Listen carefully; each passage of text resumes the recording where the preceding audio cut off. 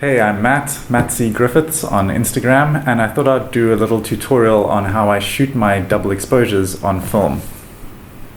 So the first thing I think is just to understand how double exposures work in case you don't. Essentially, you're taking two photographs on the same piece of film. When we press the shutter, the film is exposed to the light through the lens, so that strip which is over there. What that means is that the black or dark part of your photo is non-exposed film. This means that that film can be exposed again.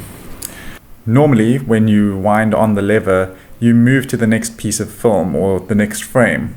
With double exposures, you're going to take a picture on top of the last one, so the film needs to stay in the same place.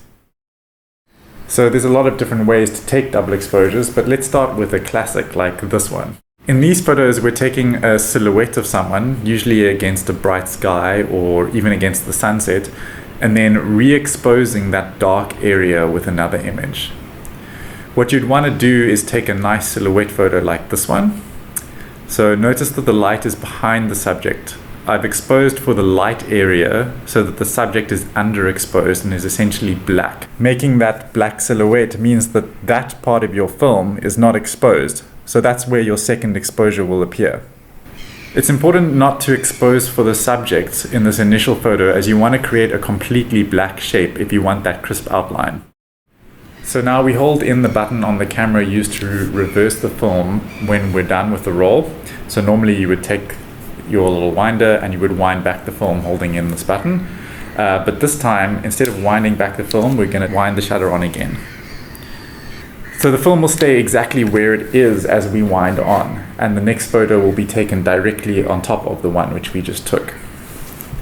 So now we'll expose for our second image and try line it up nicely, remembering the previous photo you took. And that should be the result.